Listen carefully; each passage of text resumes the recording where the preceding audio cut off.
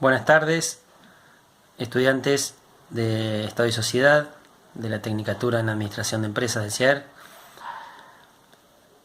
Se me ocurrió hacer este pequeño videito para facilitar un poco la lectura y la interpretación del material de Max Weber sobre la sociología del Estado, que corresponde a la unidad 1 de Estado, Sociedad y Capitalismo. Así que vamos a tratar acá de abordar los conceptos claves, hacer una pequeña presentación primero y después abordar los aspectos claves de estos tres apartados que vamos a trabajar sobre la sociología del Estado. Bueno, primero tenemos que decir que Max Weber es un abogado y sociólogo alemán que nació en 1864 y murió en 1920, es uno de los padres fundadores de la sociología, así está considerado. Tiene una rama de la sociología que se llama sociología comprensiva y en una de sus publicaciones más importantes, que se llama Economía y Sociedad, hay un capítulo que habla sobre la sociología de la dominación, uno de los temas más interesantes que aborda Weber.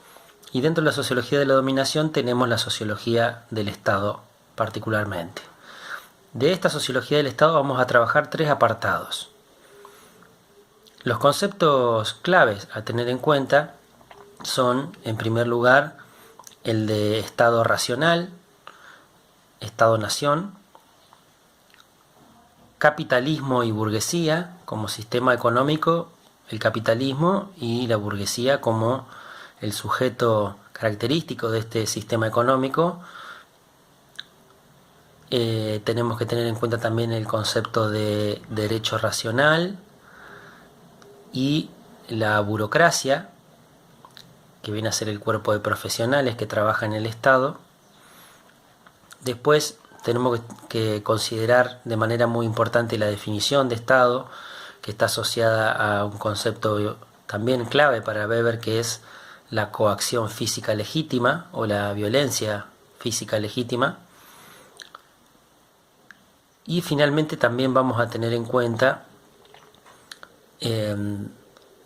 los conceptos de burocracia, que ya adelantamos que son los profesionales que trabajan en la administración del Estado, y la dirigencia política. Ahí hay algunas similitudes y algunas diferencias que vamos a ir abordando ahora cuando hablemos de cada uno de los apartados.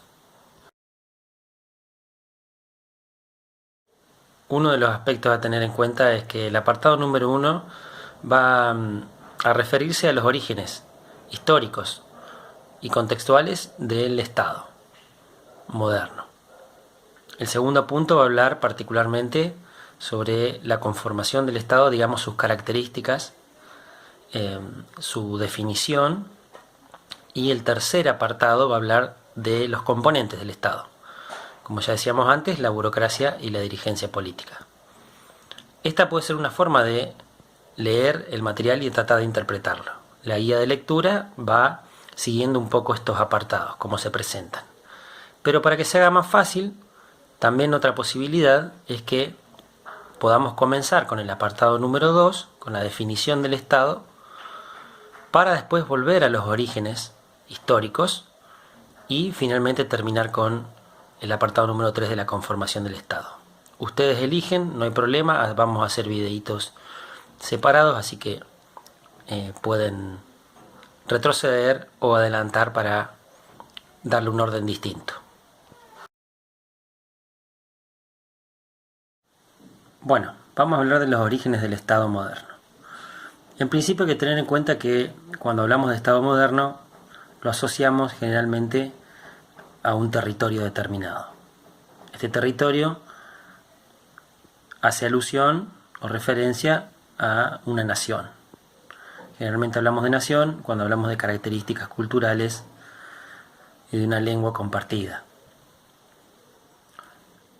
En ese sentido podemos decir que no hay un origen exacto del Estado-nación. Algunos lo sitúan más o menos a mediados del siglo XVII en Inglaterra, pero todavía hasta fines del siglo XIX y principios del siglo XX se estaban conformando estados en base a territorios nacionales. En la unidad 1, Weber nos va a plantear que el estado racional y moderno, más parecido como lo conocemos hoy, se da en Occidente, en nuestra parte del mundo. En este sentido va a ser una comparación con la antigua China, por ejemplo, para diferenciar características centrales. En este primer apartado hay que tener en cuenta que el estado racional moderno es posible en base a dos alianzas fundamentales. La primera alianza es la alianza que el Estado realiza con el capital, con los dueños del dinero, digamos. Si nos situamos en el contexto europeo especialmente, nos vamos a dar cuenta que los estados nacionales que intentan expandir sus territorios y controlar también a sus poblaciones necesitan recursos para sostenerse. Esos recursos que el Estado no tiene van a provenir del capitalismo, de los capitales. La lucha de un Estado con otro por expandirse y por obtener capitales va a hacer que el Estado intente atraer los capitales a su territorio, y en esa alianza se va a consolidar un grupo social y económico que es la burguesía capitalista. Estamos hablando de los empresarios. En este caso pueden ser empresarios comerciales, empresarios un poco más adelante industriales. La segunda alianza importante es la del Estado con los abogados, o juristas como aparecen en el texto. Las empresas capitalistas, plantea Weber, necesitan previsibilidad, necesitan racionalidad para poder actuar. Piensen ustedes que, por ejemplo, una empresa necesita saber cuánto le van a costar sus trabajadores, el costo de su fuerza laboral, cuánto le va a costar comprar sus herramientas, cuánto le va a cobrar el Estado por vender o comerciar sus productos, y por lo tanto necesita que haya reglas claras y previsibles para poder funcionar. Por lo tanto, para que el Estado pueda contar con los recursos que el capital le pueda proveer, necesita brindarle a estos empresarios reglas claras. Para eso va a hacer una alianza, la segunda alianza, el Estado con los abogados, y de esa alianza va a surgir el derecho racional moderno, que es un derecho generalmente formal, o sea, escrito, con procedimientos previsibles. Cuando hablamos de procedimientos previsibles tenemos que pensar, por ejemplo, en una disputa comercial entre dos empresas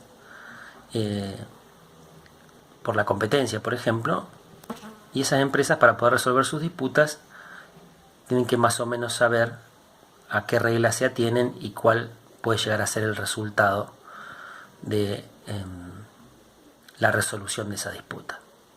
Para eso entonces el Estado va a elaborar un derecho racional y lo va a hacer a través de los que mejor entienden del derecho, que son justamente los abogados. Ahí está la segunda alianza dispuesta. Una aclaración sobre el texto. Acá viene una parte un poco más pesadita para leer.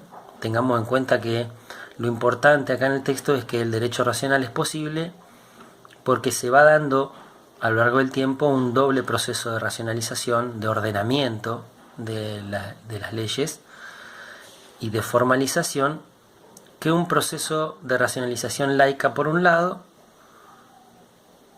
o sea, a través del Estado.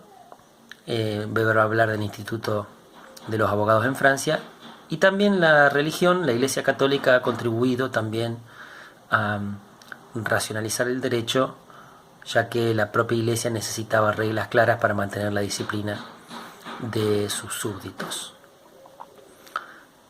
Lo que sigue también es un poco pesado para leer, pero hay que tener en cuenta que cuando hablamos de Estado moderno, racional, hablamos de un Estado que tiene una política económica integral o sistemática.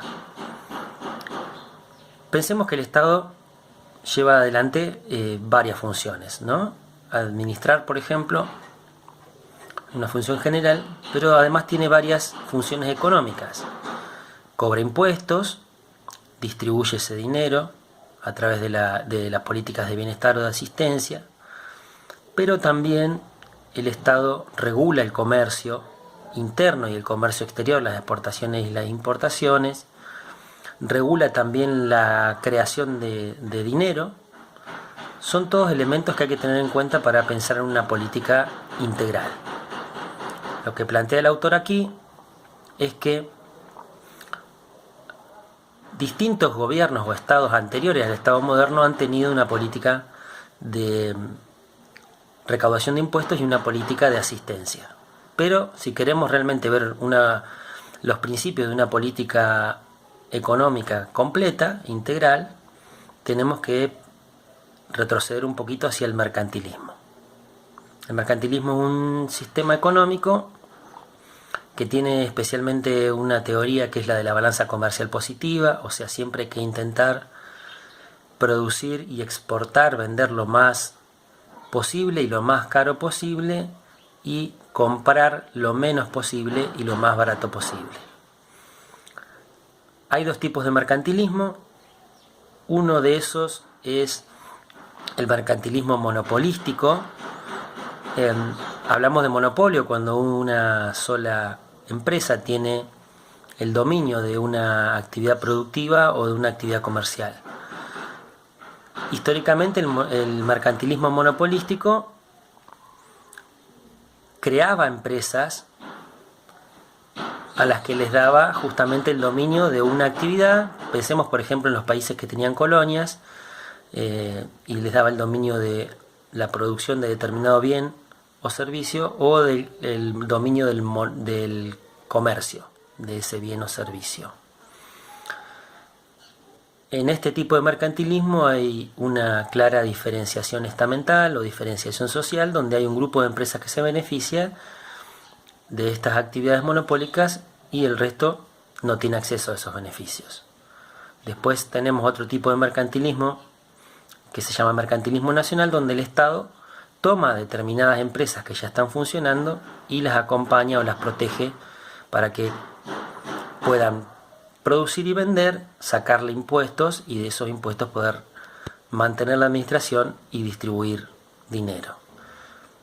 De este último mercantilismo, las empresas que se hicieron fuertes durante esta etapa están orientadas no por la religión cristiana, sino por la religión puritana, y están planteando que quieren un capitalismo, un sistema económico más libre de las restricciones del Estado, un capitalismo de libre cambio o libre mercado. Estos empresarios se unen al Parlamento y van a promover justamente reformas económicas de libre mercado. Ese es el punto número 1. Cortamos y pasamos al 2. Bueno, en el punto 2 hablamos de la definición del Estado moderno. Acá hay que empezar a leer un poquito los primeros párrafos y vamos a ir encontrando distintos elementos que hacen a la definición. Lo primero que plantea el autor es que justamente el Estado tiene diversas funciones que cumplir. Nosotros podemos identificar hoy la función de administrar, de proveer educación y salud, proveer seguridad, regular el comercio, distribuir bienes y servicios. Hay muchísimas funciones cada vez más complejas que el Estado tiene que asumir.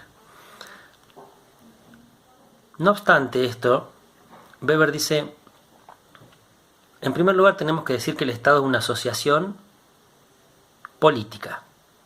Es una asociación política en la que participan hombres, personas, y que está institucionalizada, o sea, está regulada, establecida.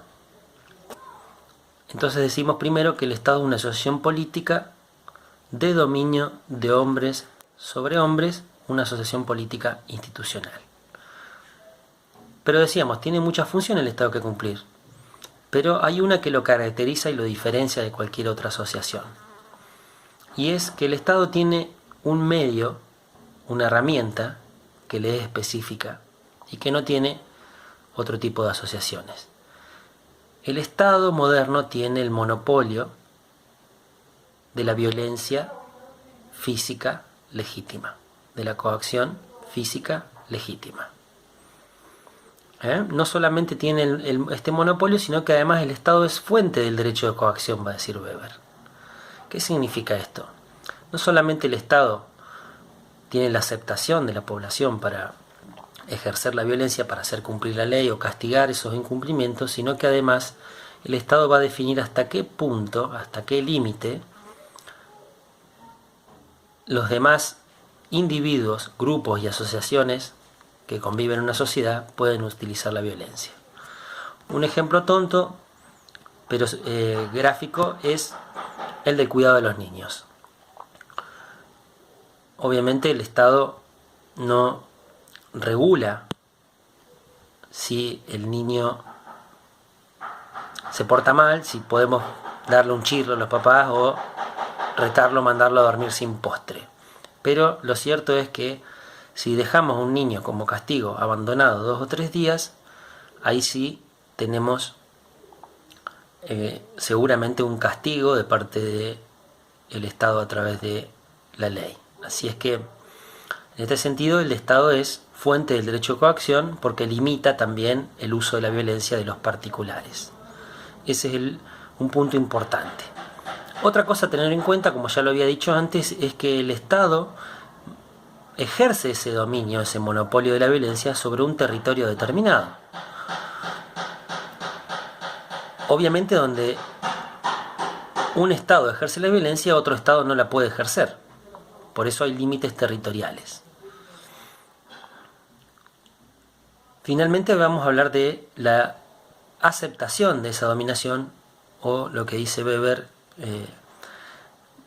la legitimidad de esa aceptación. ¿Por qué las personas aceptan la dominación del Estado? Acá es importante tener en cuenta que hay 2 grupos de factores que hacen que las personas acepten la dominación estatal.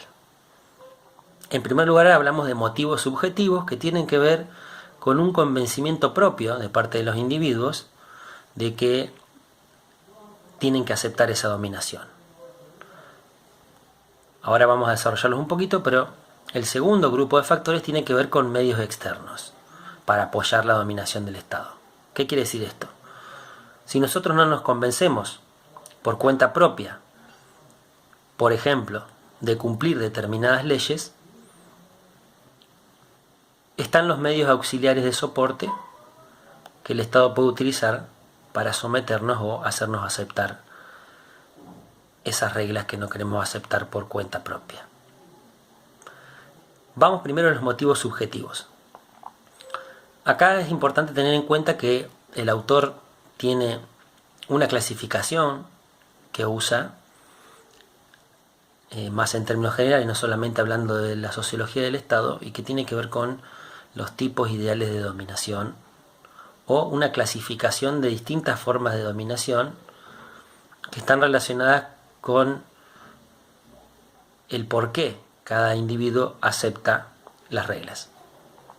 Él habla de un tipo de dominación tradicional, que es una de las posibilidades. Las personas aceptan cierta relación de dominio porque creen en la tradición, en las costumbres, y esa costumbre le asigna a determinadas personas un rol de dirección o de mando y a otras el de aceptación.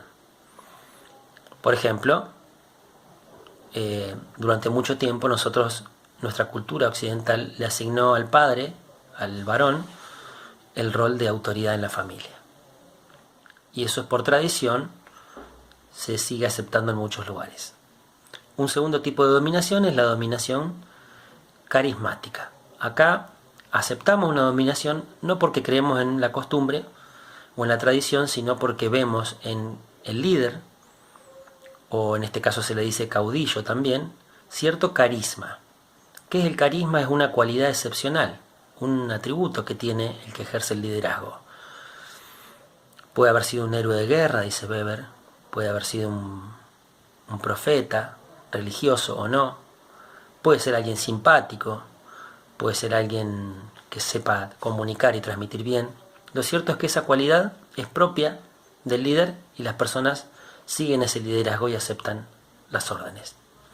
Un tercer tipo de dominación que es igual de importante y que es más importante para nosotros porque es la típica dominación de los estados modernos, tiene que ver con la creencia en las reglas, en las leyes.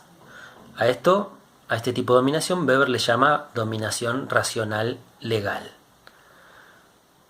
El que participa de una relación de dominación, el individuo acepta determinadas órdenes y acepta que otros tengan la posición de dominio porque cree en la ley y la ley va asignando posiciones de dominio o de aceptación. Por ejemplo, la Constitución Nacional establece que tenemos un gobierno nacional de 3 poderes que elegimos por voto, pero que después le damos a ellos la facultad de gobernar. Además de eso, las personas aceptan ciertas relaciones de dominación por miedo o por expectativas positivas, por esperanza. Acá tenemos 3 posibilidades de aceptación subjetiva o interna de una dominación. Finalmente, si eso no alcanza, el Estado necesita también tener medios auxiliares o externos para garantizar que la población cumpla la ley y acepte la dominación. Aquí tenemos 2 elementos importantes. Primero, obviamente, el recurso humano. Un Estado moderno de un territorio grande como es una nación necesita administradores. No solamente policías, digamos, para hacer cumplir la ley, sino también administradores que puedan ejecutar las órdenes que vienen de la dirección del gobierno. Este recurso humano se va a llamar burocracia, tiene determinadas características que vamos a ver más adelante, pero además esa burocracia necesita recursos materiales, dinero, herramientas, escritorios y otro tipo de recursos necesarios para poder llevar adelante las órdenes que vienen de la dirección del gobierno. Vamos al tercer punto. Vamos a hablar de la burocracia y de los dirigentes políticos. Vamos a hacer algunas aclaraciones previas. En el apartado número 2, además de la definición de Estado, Weber plantea que la política es la actividad por la que una persona o un grupo de individuos aspira a participar en el poder o por lo menos a influenciar en las personas que distribuyen el poder. Esto lo vamos a tener en cuenta para diferenciar más adelante lo que son los políticos profesionales, que son parte de la administración, y los dirigentes políticos, que tienen una función distinta.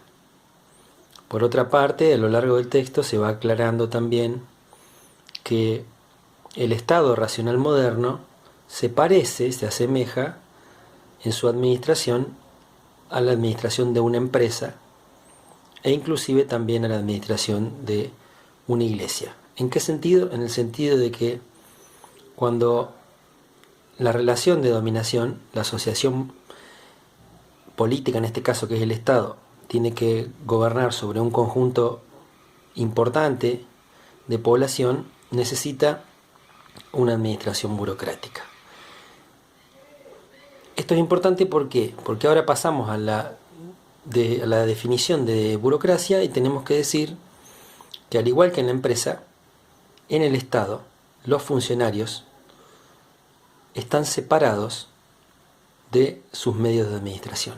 ¿Qué quiere decir esto? Que las herramientas de trabajo no le pertenecen al funcionario, sino que le pertenecen al Estado. Lo mismo en la empresa, le pertenece el capital a los accionistas y los trabajadores reciben su sueldo. Entonces, las características de la burocracia, que son varias, tienen que ver con la formación profesional, que es muy importante. Ustedes, como futuros administradores, pueden llegar a formar parte de una burocracia. Uno de los requisitos importantes para administrar es tener conocimientos específicos. Primer punto, entonces, la formación profesional. Otro punto importante es la retribución del funcionario. Generalmente, en un estado moderno, el funcionario recibe un sueldo en dinero, generalmente es un sueldo fijo y mensual, por las tareas que realiza. Ese funcionario además tiene competencias delimitadas, tareas, límites de actuación. Está sujeto a un reglamento para actuar. Tiene expectativas de ascender también, o sea, a través de una carrera administrativa. Así que estas y algunas otras más son características de la burocracia. Otro de los elementos importantes es la disciplina, y esto lo digo porque está relacionado con el sentido del deber. El honor de un burócrata, va a decir Weber, tiene que ver con el sentido del deber. De esto vamos a hablar en un ratito cuando lo comparemos con el funcionario político. ¿Qué decimos? La burocracia en el Estado moderno está conformada especialmente por abogados. ¿Por qué? Decíamos nosotros que el capitalismo necesita un derecho racional y ordenado, y los que mejor pueden hacer esta tarea, los que pueden crear el derecho e interpretarlo, son justamente los abogados. Los abogados van a conformar el cuerpo de profesionales que primero va, como dice Weber, a reclutar, a emplear el príncipe. Cuando hablamos de príncipe hablamos de el Estado. Puede ser, por ejemplo, una monarquía, no necesariamente tiene que ser una democracia como la conocemos hoy. Cuando hablamos de la burocracia moderna, Weber nos dice que se trata de un reclutamiento no plutocrático. ¿Qué significa esto? Cuando hablamos de plutocracia hablamos del dinero. Los funcionarios que van a formar la burocracia no son dueños de los medios de producción o de administración. Acá hay distintos ejemplos de funcionarios que el Estado ha ido incorporando para la administración. Hablamos especialmente en este caso de los abogados. Distinto es el caso de los dirigentes políticos.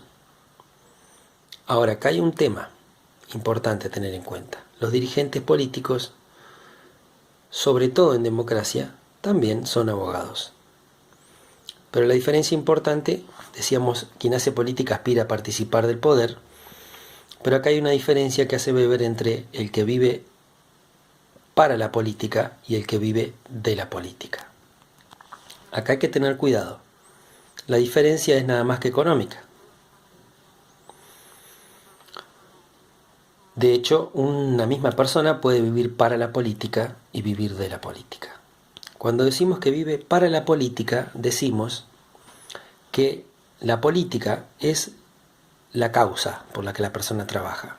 Pero fundamentalmente, cuando alguien vive para la política, significa, para Weber, que no depende del sueldo que le pague el Estado.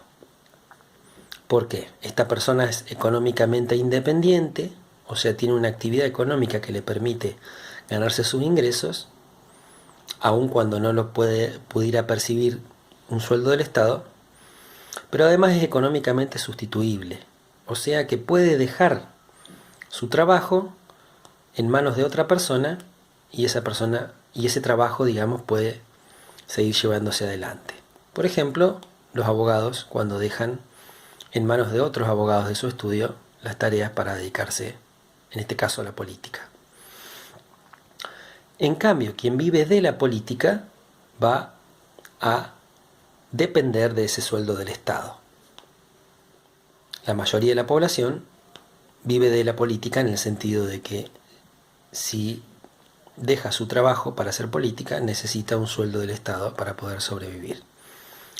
Normalmente lo que dice Weber es que en una misma persona se combinan las dos posibilidades. Una persona que vive para la política puede también después gozar de un sueldo del Estado, o alguien que necesita el sueldo del Estado, que vive de la política, puede también hacer de la política su causa de actuación. Finalmente, decimos con Weber que en democracia, o como él le dice, la política como empresa de partidos políticos, en una democracia donde los partidos políticos compiten para participar del poder, el recurso más importante es la palabra en público, o sea, el debate de ideas, la discusión, la confrontación, argumentar, defenderse y acusar. Estos recursos de la palabra en público los maneja muy bien el abogado, que ya está acostumbrado a las disputas. Por eso el abogado, además de ser parte de la burocracia de la administración del Estado, es uno de los principales líderes políticos. Lo que Weber llama el caudillo o el demagogo, el que usa la palabra. Ahora sí terminamos con estas diferencias. El político, el dirigente político, tiene sentido de la responsabilidad. ¿Qué significa esto? Que tiene por un lado el beneficio de poder tomar las decisiones, pero también es el que paga el costo político, el que se tiene que hacer responsable por esas decisiones. El burócrata, en cambio, tiene sentido del deber, ejecuta las decisiones de la dirigencia política aun cuando no está de acuerdo con esas decisiones. ¿Por qué? Porque su honor está en cumplir el reglamento y en cumplir las órdenes que le dictan. Con esto creo que estamos más o menos bien para abordar el texto de Weber. Recuerden que hay un foro de consultas en la página. Están los mensajes privados también para consultar con el profesor. Y en última instancia también tenemos disponible el correo electrónico. Cualquier consulta o inquietud que tengan, nos encontramos por ese medio. Espero que les haya servido. Seguimos en contacto.